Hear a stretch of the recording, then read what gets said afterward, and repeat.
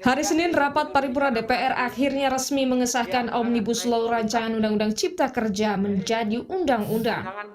Sidang rapat paripurna diwarnai debat panas antara Wakil Ketua DPR Aziz Samsudin dengan anggota fraksi Partai Demokrat Benny Harman yang meminta fraksinya diberi kesempatan menyampaikan penolakan terhadap RUU Cipta Kerja. Mengacu kepada pasal 164 yang disampaikan tadi, maka pimpinan dapat mengambil berdasarkan pandangan-pandangan fraksi di dalam forum rapat paripurna. Cocok. Bisa disepakati? Sepakati, Pak. Baik, terima kasih Bapak Ibu yang kami hormati. Pak Ketua. Berkenaan dengan hal-hal yang telah kita sepakati Interupsi, di Pak dalam Ketua. rapat Pak paripurna. Ketua. Fraksi Demokrat dan fraksi PKS menjadi 2 dari 9 fraksi di DPR yang menolak Undang-Undang Sapu Jagat. Debat panas jelang pengesahan kemudian berujung walkout anggota fraksi Demokrat dari ruang sidang. Siang hari pada saat DPR menggelar sidang paripurna RUU Cipta Kerja, Presiden Joko Widodo memanggil 2 pimpinan Serikat Pekerja ke Istana Negara Jakarta. Presiden Konfederasi Serikat Pekerja Indonesia KSPI Said Iqbal dan Presiden Konfederasi Serikat Pekerja Seluruh Indonesia KSPSI Andi Gani dipanggil untuk bertemu dalam pertemuan yang berlangsung tertutup. Namun demikian, meski telah bertemu Presiden dan Undang-Undang Cipta Kerja telah disahkan pada sore harinya, Presiden KSPI Said Iqbal menyatakan buruh tetap akan mogok nasional pada tanggal 6 hingga 8 Oktober 2020. Menurut Said Iqbal, 32 konfederasi dan federasi buruh akan mengikuti mogok nasional di 150 kabupaten kota dan 25 provinsi. Ia mengimbau para buruh untuk berunjuk rasa dengan tertib dan mematuhi protokol kesehatan.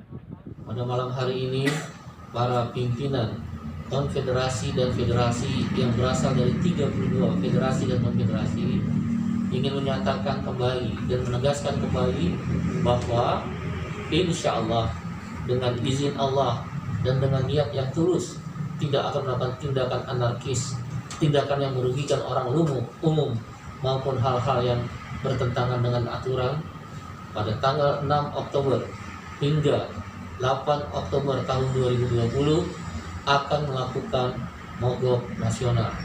Pembahasan dan pengesahan Undang-Undang Cipta Kerja dikebut DPR. Sabtu malam, Badan Legislatif DPR dan pemerintah menyetujui RUU Cipta Kerja untuk dilanjutkan ke sidang paripurna. Sidang paripurna sendiri digelar hanya berselang sehari kemudian. Wakil Ketua DPR RI Aziz Samsudin membantah bahwa rapat paripurna dipercepat dari tanggal 8 Oktober menjadi 5 Oktober 2020. Menurutnya, jadwal rapat paripurna tanggal 5 Oktober sudah disepakati oleh fraksi-fraksi di DPR untuk memutuskan RUU Cipta Kerja. Nggak dicepetin, memang jadwalnya kan jadwal itu kan tergantung kesepakatan dalam BAMU saja. Pak, bukannya info awal tanggal 8 ya Pak? Info yang kita terima Kalau awalnya benar itu malah tanggal minggu lalu, hari Kamis lalu. Tapi kan berubah karena macam-macam, kemudian ada berubah lagi begitu. bukan berarti untuk menghindari demo besar-besaran para Enggak. Pengamat kebijakan publik Irfan Ridwan Maksum menilai, pengesahan RUU Cipta Kerja yang tergesa-gesa akan menyulitkan implementasi di lapangan. Minimnya pembahasan akan menuai banyak penolakan dari berbagai kalangan, terutama buruh. Dapat saja dalam konteks tertentu merugikan pemerintah sendiri. Kemudian dalam konteks pandemi, ini seperti dari luar terlihat dipaksakan. Sehingga ada elemen-elemen yang sulit untuk terlibat atau dilibatkan, maka kesannya adalah menutup untuk segera mengetok RUU Omnibus Law. Akibatnya dapat diprediksi ketika implementasi bisa resisten dan tidak didukung oleh banyak pihak yang seharusnya ikut dalam proses implementasi. Menteri Koordinator Politik Hukum dan Keamanan Mahfud MD ikut menanggapi pengesahan Undang-Undang Cipta Kerja yang memicu polemik luas ini. Mahfud meminta publik untuk tidak pesimis dengan Undang-Undang Cipta Kerja dan jika ada penolakan diselesaikan lewat jalur uji materi di Mahkamah Konstitusi. Begini, jangan terlalu pesimis. Setiap undang-undang, apapun yang dibuat itu selalu ada yang menolak, selalu ada yang setuju, gitu kan? Nah, lalu ada proses penyelesaiannya secara konstitusi, ya kita tunggu aja lah, gitu ya. Dua pandangan berbeda mengenai Undang-Undang Cipta Kerja mengemuka. Pemerintah dan DPR meyakini Undang-Undang Sapu Jagat akan memperlancar investasi dan membuka lapangan kerja. Namun di sisi lain, kalangan pekerja menilai sejumlah poin dari Undang-Undang Cipta Kerja merugikan mereka. Inilah paradoksnya. Tim Liputan, Kompas TV.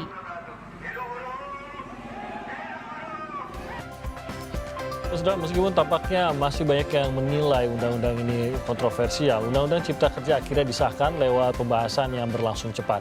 Benarkah Undang-Undang Sapu Jagat ini mendesak untuk disahkan pada saat sejumlah poin kontroversial dianggap merugikan kepentingan pekerja? Saat ini kita sudah bergabung secara daring dengan anggota dari Sekjen, maksud kami, Sekjen Organisasi Pekerja Seluruh Indonesia atau OPSI dan Bang Timbul Siregar, dan juga melalui sambungan telepon ada anggota Badan Legislasi DPR dari fraksi PDIP, Pak Hendrawan Supratikno. Selamat pagi Bapak-Bapak. Selamat pagi. Pagi. Terima kasih sudah bergabung dan juga sudah bergabung bersama kami secara daring anggota fraksi PKS di DPR, Pak Amin. Selamat pagi juga Pak Amin. Pagi. Baik. Terima kasih semua sudah bergabung bersama kami. Bagaimana Pak Amin? Amin. Amin, selamat pagi. Pagi. Oh ini Pak Amin, Pak Hendrawan yang belum terlihat ya. Oke, nanti kita timbul. Oke, Pak Hendrawan melalui sambungan telepon, tidak melalui daring. Saya ke Bang Timbul dulu sebelum nanti kita akan mendengarkan juga, kita ingin mendengar dari Pak Hendrawan mengenai undang-undang ini dan disahkannya. Tanggapan dulu dari rekan-rekan buruh, terutama mengingat bahwa tampaknya masyarakat juga dibuat menanti seperti apa nih, buruh akan turun ke jalan kah atau seperti apa, Bang Timbul? Ya, jadi memang pertama membuka lapangan kerja itu hal yang baik dan itu harus kita dukung. Tetapi ketika proses dalam pelaksanaannya, pembuatan Undang-Undang Cipta Kerja ini dari awal draftnya sangat tertutup, diajukan dengan ke DPR dan tidak dilakukan proses dialog. Walaupun Bu Menteri Tenaga Kerja selalu bilang kita melakukan dialog, itu bukan, itu monolog. Hanya menginformasikan apa yang mau dilakukan, apa yang diinginkan oleh pemerintah. Sampai proses pembahasannya, khususnya klaster ketenagakerjaan, kami menonton dari YouTube juga diskusinya basa-basi, diskusinya tidak mendalam. Bagaimana mengkaji aspek sosiologis, aspek yuridis, dan aspek filosofisnya tidak muncul. Kalau kita melihat, ini hanya basa-basi yang akhirnya bermuara pada pengesahan yang kemarin. Saya mau coba nanti konfirmasi kepada dua anggota DPR kita yang terhormat. Dalam proses pembahasannya juga saya mengikuti. Misalnya pasal 66 tentang outsourcing. Dengan sangat jelas PDI Perjuangan itu mengatakan bahwa menolak untuk diubah harus sesuai dengan Undang-Undang 13 pasal 66 yang asli sekarang ini. Tetapi kalau kita lihat hasilnya, yang disahkan kemarin itu berubah. Padahal rapat panja mengatakan tidak boleh berubah dari isi pasal 66 sekarang yang mengamanatkan outsourcing bisa untuk pekerjaan penunjang, pekerjaan inti tidak. Saya lihat nonton langsung di YouTube dan sampai harus dibuat catatan-catatan. Saya pikir ini tetap ternyata berubah. Apakah penetapan panja itu bisa dieliminir oleh sekelompok anggota di balik sehingga menjadi berubah. Demikian juga pasal 59 tentang PKWT. Di semangat proses pembahasannya waktu di panja disepakati juga itu tidak berubah di pasal 59 di Undang-Undang 13. Tapi kan berubah. Nah ini kan persoalan ada juga yang kami lihat, kami nilai ada penyelundupan norma hukum yang akhirnya berubah. Pada saat panja penetapan berubah dengan yang disahkan. Jadi pada saat pengesahan dan yang terakhir Anda ketahui perkembangannya berbeda dan menurut Anda ini juga ada berbentuk pelanggaran kah atau memang perubahan seperti ini memang bisa dilakukan di DPR? Ya, artinya kalau sudah dalam kesepakatan di panja, artinya itulah yang diadopsi dalam undang-undang yang disahkan. Kan ini cacat formil, ada proses yang menurut saya tidak konsisten. Nah ini yang harus dijawab oleh pemerintah karena publik menonton, maksud saya DPR dan pemerintah, karena kami pun menonton melalui YouTube terkait dengan pembahasan di dalamnya. Makanya tadi saya bisa menilai diskusinya juga tidak berkualitas, tidak melakukan sebuah kajian aspek pembahasan tentang sosiologi. Sebagai contoh misalnya begini, kan yang disahkan sekarang kontrak kerja dengan outsourcing itu dibuka, lebih diperluas sehingga pekerjaan-pekerjaan lainnya boleh. Padahal di Undang-Undang 13 itu dibatasi. Nah, faktanya pekerja outsourcing, pekerja kontrak ini adalah pekerja yang rentan terhadap upah di bawah upah minimum. Tidak diikut sertakan ke BP Jam Sostek maupun BPJS Kesehatan. Kalau ini diperluas, maka akan semakin banyak pekerja yang tidak terdaftar di BP Jam Sostek, BPJS Kesehatan, dan mendapat upah di bawah upah minimum. Dengan kondisi penegakan hukum juga lemah. Oke, Bang Timbul, sebelum kita ke detail, saya mau minta tanggapan Pak Hendrawan terlebih dahulu mengenai apa yang tadi Anda katakan bahwa Anda melihat ada perubahan pada saat undang-undang yang diketok palu dengan apa yang menjadi pembahasan terakhir. Terutama kalau kita ingin memahami bahwa dalam pembahasan, kita tahu ini sudah dilakukan secara tripartit, ada aspirasi yang ditampung juga dalam pembahasan tersebut sebelum itu menjadi undang-undang. Pak Hendrawan, apakah benar ini terjadi? Ya, jadi pertama terima kasih kepada Bung Timbul Siregar untuk masukan seperti ini. Jadi memang kami juga terakhir itu masih menyisir apa-apa yang sudah disepakati bersama dalam forum Panja, kemudian dibawa dalam forum yang lebih kecil, forum Timus, Timsin. Jadi tim untuk merumuskan dan tim untuk sinkronisasi yang lebih kecil yang terdiri dari perwakilan dari poksi-poksi. Nah, kemudian dalam pleno Timus Timsin, jadi ini lapisan berlapis-lapis ya. Juga karena ada hal-hal yang masih perlu direformulasi, dirumuskan ulang, itu dibentuk tim kecil. Ada tim kecil lagi yang dari secara intensif dari dekat untuk membantu proses perumusannya. Jadi terima kasih untuk masukan itu. Tetapi intinya memang untuk klaster tenaga kerja ini kan memang gradasi sensitivitasnya tinggi. Itu sebabnya pada tahap awal kami sudah sepakat agar klaster ini dibicarakan terakhir karena memang rumit dan tingkat kesulitannya tinggi. Kemudian pada tanggal 20-21 Agustus itu bahkan Balik mengundang KSPI ya untuk mengadakan semacam fokus group discussion FGD dan kemudian membuat 4 kesimpulan bersama. Salah satu kesimpulannya adalah apa-apa yang sudah mendapat putusan Mahkamah Konstitusi tidak akan dirubah, dan kemudian yang kedua ya ada opsi-opsi tertentu yang bisa diterima untuk didiskusikan dengan maksud untuk menciptakan win-win solution.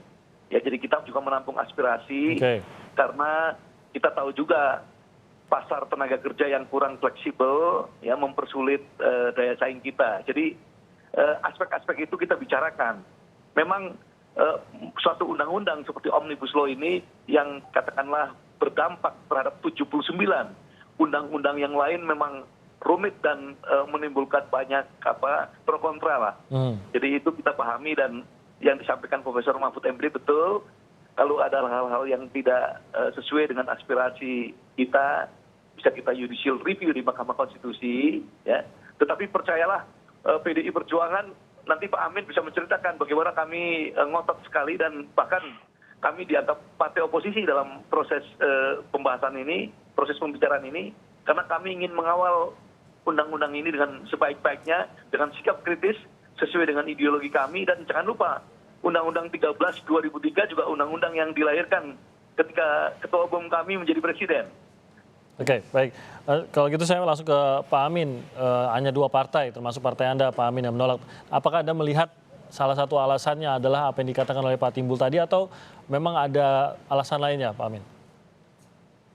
Ya, jadi yang paling mendasar, kenapa kami fraksi PKS menolak ini karena salah satunya keterbatasan akses publik, ya. Karena kita ini di musim pandemi COVID seperti ini. Bagaimana saya ungkapkan bahwa untuk anggota Panja saja, kehadiran fisiknya itu dibatasi ya. Artinya satu fraksi itu 1 orang, kecuali PDIP yang 2 orang.